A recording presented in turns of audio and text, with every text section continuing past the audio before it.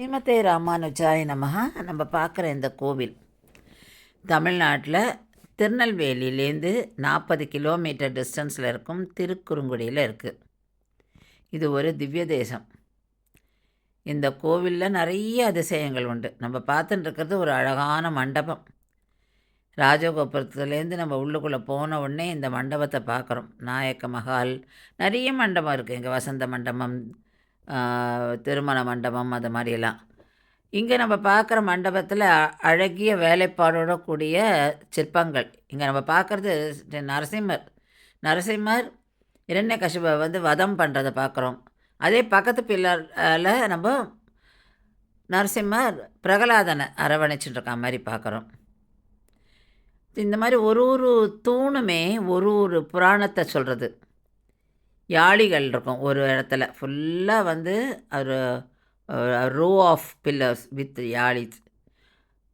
ஒரு தினப்படி ஒரு ஒரு காமன் மேன் அவனுடைய ஆக்டிவிட்டியை அதை எடுத்து சொல்கிற மாதிரியும் இங்கே நம்ம சிற்பங்களை பார்க்குறோம்.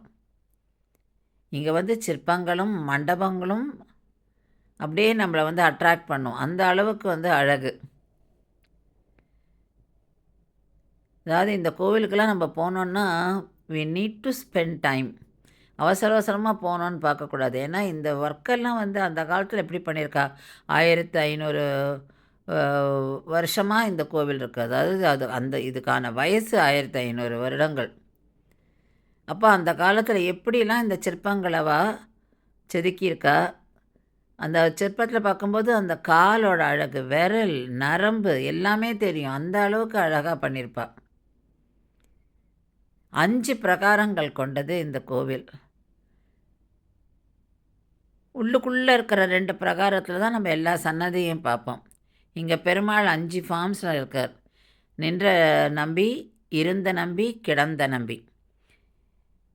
இன்னொன்று திருப்பார்கடல் நம்பி, மலை நம்பி. திருப்பார்கடல் நம்பியும் மலை நம்பி மட்டும் கோவிலுக்கு வெளியில் சன்னதி இருக்குது. அது தனி சன்னதி அங்கே இருக்குது, அங்கே எழுதியிருக்கா. நின்ற நம்பி, இருந்த நம்பி, கிடந்த நம்பி முதல் 2, அதாவது உள்ளுக்குள்ளே இருக்கிற 2 பிரகாரங்களில் எழுதியிருக்கா. நமக்கு பெருமாளையும் சேவிச்சுட்டு இங்கே இருக்கிற இந்த சிற்பங்களையும் பார்க்கணும்.